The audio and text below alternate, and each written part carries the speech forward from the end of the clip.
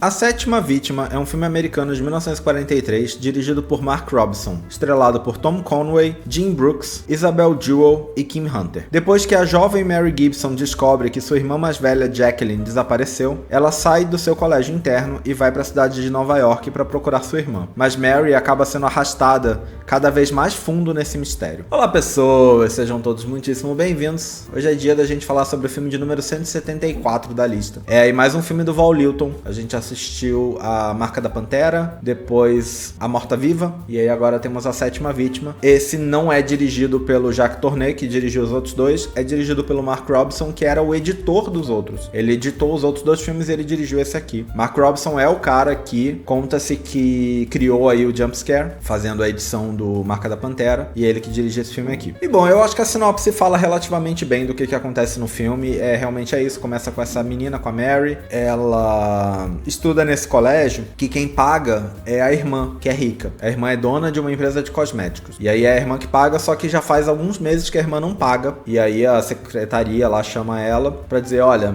sua irmã não tá pagando, a gente vai ter que te desligar. E ela fala, nossa, mas que estranho, que será que houve minha irmã? E aí ela vai procurar a irmã pra descobrir o que tá acontecendo. E ela chega em Nova York e ela tem dificuldade de encontrar a irmã. Ela vai na empresa, encontra uma mulher que trabalhava lá, que era, sei lá, diretora ou alguma coisa assim, mas era abaixo da irmã dela. E essa mulher conta pra ela que a irmã vendeu a empresa pra ela. Até diz que viu a irmã faz pouco tempo, mas que a irmã vendeu a empresa pra ela. Ela ficou, que estranho. E aí ela vai conseguindo pistas que direcionam ela até um lugar. Ela encontra um apartamento que aparentemente a irmã estava alugando. O apartamento fica em cima de um restaurante italiano e é dos donos do restaurante. Ela consegue convencer os donos do restaurante a abrir esse apartamento pra ela descobrir o que tem dentro. Ver se a irmã tá lá de algum jeito, caída, sei lá. Eles abrem e dentro tem uma cadeira e uma forca. Uma corda, né? Preparada como uma forca em cima da cadeira e só. Não tem mais nada dentro desse lugar. É um quarto, né? Não é bem um apartamento, eu acho. Não mostra muito, só mostra essa... Abre a porta, tem isso. E falam que é a única coisa que tem. E aí você já fica tipo, eita, né? E aí ela vai na polícia pedindo ajuda pra tentar encontrar a irmã. Um detetive resolve ajudar ela. E aí ela vai junto com esse detetive pra tentar investigar, tentar descobrir o que tá acontecendo. O detetive acaba morto numa cena super misteriosa. A gente não sabe quem matou, a gente não sabe o que aconteceu. Aí ela acaba encontrando um cara que aparentemente é marido da irmã dela. E ela não sabia nem que a irmã tinha casado. Mas ela aparentemente casou com esse cara. E o cara começa a ajudar ela, porque o cara também não sabe onde a irmã tá. Aí ela encontra um psiquiatra, que é o psiquiatra da irmã dela. E aí esse psiquiatra é um personagem do Marca da Pantera. E aí tem uma coisa que esse filme é meio que uma sequência, mas meio que se passa antes do Marca da Pantera. Ele parece uma sequência, porque o psiquiatra cita vagamente uma mulher que parece ser a Irina,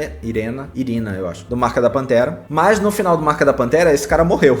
Então, não pode ser depois. Enfim, eu acho que é só um easter egg no fim das contas. Mas é o mesmo ator e é o mesmo personagem, né? O mesmo nome e tal.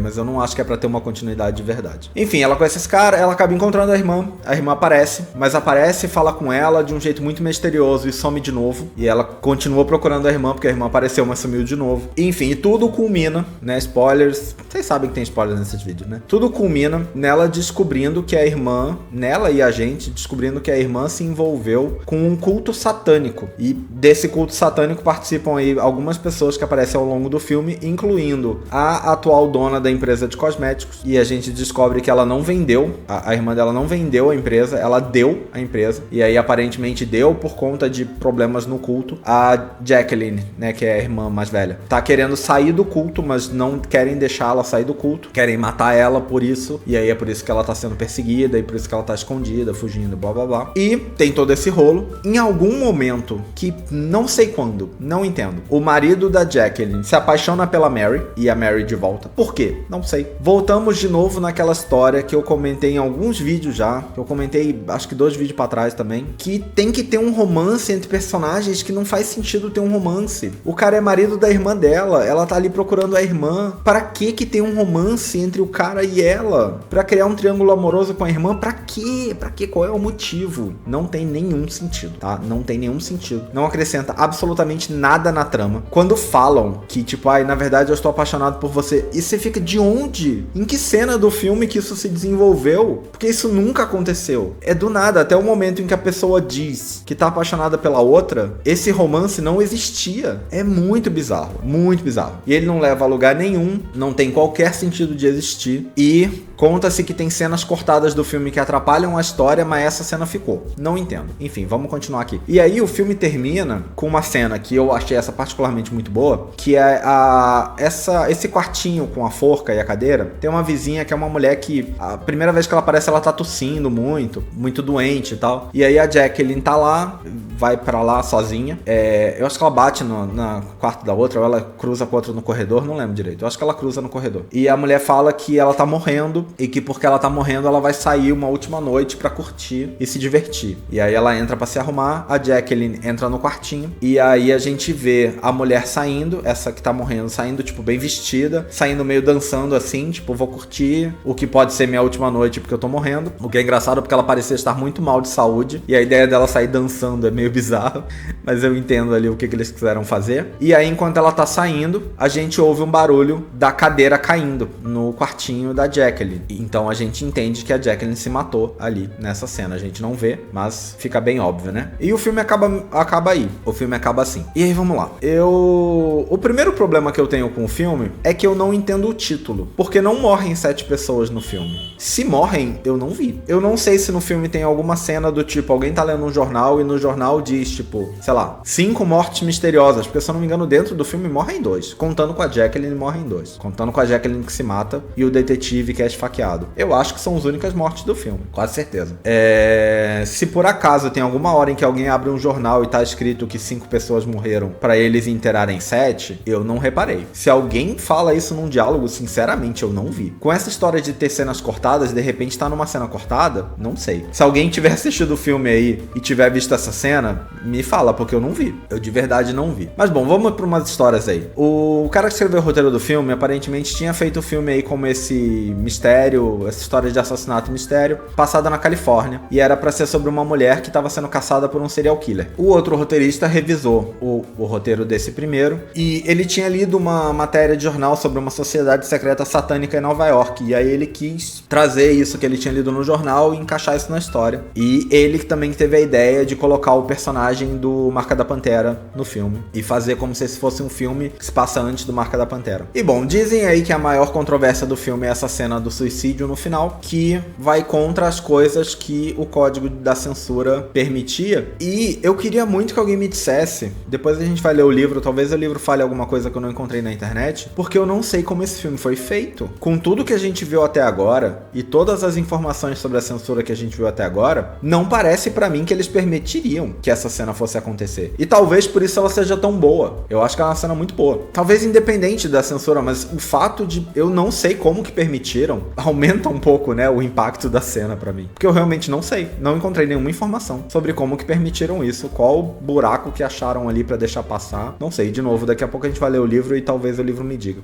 Aparentemente, críticos comentaram muito, provavelmente não na época, sobre ter um subtexto ali homossexual no filme, porque tem uma amiga da Jacqueline que trabalha na empresa de cosméticos e também faz parte do grupo satânico. E ela demonstra gostar muito da Jacqueline. Muito. O que eu entendo, o que eles enxergaram ali, talvez seja um exagero. Eu acho que é demais. Eu acho que mesmo que se a ideia for essa, eu acho que é muito vago. Ela aparece tipo 2 vezes no filme. Uma falando com a Mary, falando sobre a irmã, e a outra implorando pra não matarem a irmã. Porque eles falam que é pra Jacqueline se matar, a Jacqueline não se mata, eles falam, então a gente vai matar você. E aí primeiro ela fala que a Jacqueline tem que se matar, sim. Depois ela fala, não, eu não quero que você morra. Eu não quero que você morra porque eu gosto muito de você, e sei lá. E é só isso, assim, é só isso, não tem mais do que isso. Então, por um lado, eu entendo, mas eu acho que não tem nem cena suficiente pra isso, sabe? Eu acho que a cena que tem é muito tipo, sei lá, você é minha melhor amiga, eu não quero que você morra, sabe? Eu não sei. Eu frequentemente sinto que as pessoas querem ver umas coisas que elas querem que isso esteja ali, mesmo que isso talvez não esteja, sabe? Eu não acho que o filme tem nuance suficiente pra isso, sabe? Então, não sei. De acordo com um livro aí feito depois sobre a carreira do Val Lilton, o filme tem 4 cenas cortadas que aparentemente foram muito importantes e que contribuem para o filme ser meio incoerente. O que eu vou ser sincero, eu não achei ele tão incoerente assim, não. Eu falei a coisa do romance que aparece do nada, e de repente alguma dessas cenas falavam sobre isso. Aparentemente, a Mary, quando vai pra Nova York, ela começa a trabalhar como professora num jardim de infância. E, bom, no filme tem uma cena em que ela recebe uma visita, e aí falam pra ela sobre, olha, você tem outra visita. Só que a primeira visita foi cortada do filme, então não tem a primeira, só tem a segunda, e é tipo, olha, você tem outra visita. Mas assim, não atrapalha tanto assim. É uma falha? Mas é uma falha muito pequena pra mim. Porque não parece pra mim que a primeira visita foi tão importante assim, ou pelo menos eu não sei a importância dela. E bom, as outras cenas eu não sei direito o que são. Talvez alguma dessas cenas explicasse aí o título, porque eu realmente não entendo o título. Talvez alguma cena explicasse o romance, porque eu não entendo o romance. Eu acho que o final do filme, com a Jacqueline entrando no quartinho, chutando a cadeira, quer dizer, a gente não vê ela chutar a cadeira, né? Mas o barulho da cadeira sendo chutada e você sabendo automaticamente o que aconteceu, é muito impressionante pra mim no cinema hollywoodiano dessa época. Porque o cinema hollywoodiano dessa época, primeiro, eu não acho que um suicídio podia estar ali assim, sei lá como que encaixaram, então essa parte já me surpreende. Mas segundo, essa cena que não, diz, mas não diz, sabe? Eu não sei se na época era possível, pra mim é óbvio o que aconteceu, mas eu não sei se na época era possível interpretar que, ela entrou e chutou a cadeira revoltada, sabe? Ou alguma coisa assim, ou esse barulho pode significar qualquer coisa. Eu não sei se na época isso era uma leitura possível, com a carga, a bagagem que se tinha de outros filmes na época, se essa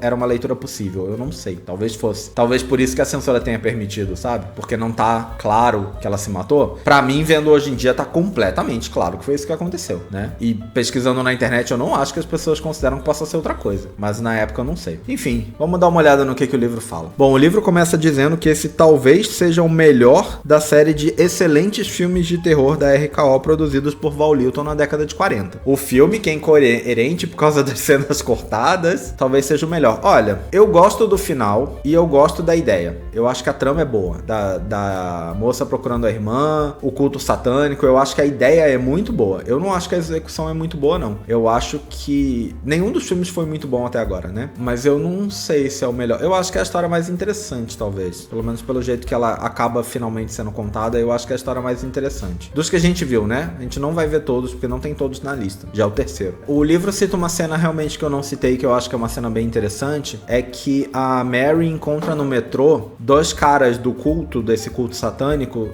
carregando o detetive, esse que é morto a facada junto com ela, e eles levam ele numa coisa meio o morto muito louco, sabe? Fingindo como se ele tivesse bêbado, meio apagado, e os caras tão, tipo, os amigos arrastando ele. Levam ele no metrô, assim, metrô cheio, e é parte ali do jeito como eles estão tentando se livrar do corpo. Ela reconhece, ele tá com um chapéu assim, mas tem uma hora que o chapéu cai, ela vê a cara dele, e ela sabe quem é, ela sabe que é o cara que ela viu morrer. Eu acho que essa cena realmente é bem interessante, é uma boa cena que eu esqueci de comentar, mas eu acho que essa cena é bem legal. Aí o livro começa a dar uma viajada, porque ele já fala: a sétima vítima é repleta de aspectos que devem ter sido chocantes em 1943 e ainda são incomuns até hoje. E ele começa: um bando de personagens lésbicas, entre parênteses, nem todas antipáticas. São duas, que não sei se são lésbicas. Na verdade, toda a cena é uma em relação a Jacqueline. É a Frances, que é a amiga, em relação a Jacqueline. A Jacqueline não esboça nenhum retorno de sentimento. O que pra mim significa que mesmo fazendo a leitura do assunto, mesmo se você disser que tem personagem lésbica no filme, eu diria que é só a Frances. Porque ela que tem esse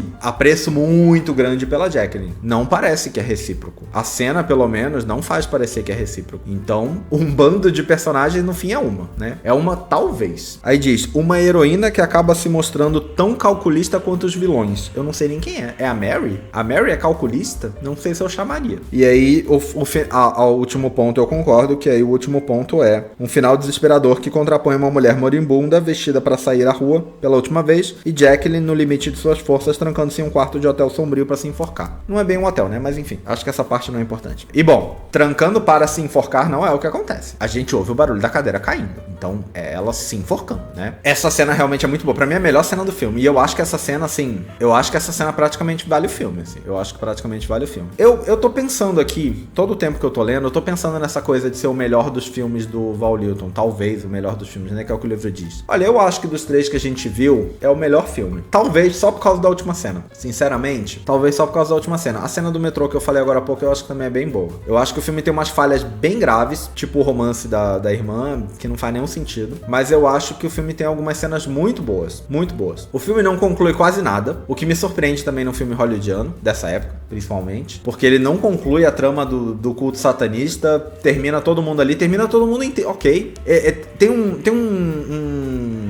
um um discurso religioso moralista no filme, que é bem dispensável e ridículo, mas aí é uma cena só e, sei lá. Eu acho que é um filme que ele tem cenas que atrapalham o filme ser melhor do que ele é. Eu acho que se você cortasse algumas cenas, ele ia melhorar. Não precisava adicionar cenas, sabe? De verdade. Eu acho que se você cortasse ali umas 2 cenas, a cena dos dois falando que estão apaixonados, que é uma ou 2 cenas, dos dois falando que estão apaixonados não faz nenhum sentido. E o discurso moralista no culto, moralista religioso, é importante porque eles são satanistas, então é importante que o discurso seja religioso, mas é um discurso muito ridículo. Eu acho que se você tira essas 2 cenas, o filme ganha pra mim uns 2 pontos, assim, sabe? Fácil. Só tirando essas 2 cenas. Então, eu acho que é um filme que tá muito perto de ser um filme bom, de ser um filme melhor do que ele é, pelo menos. E realmente eu acho que ele tá mais perto do que outros. Eu acho que A Morta Viva é um filme que se perde demais.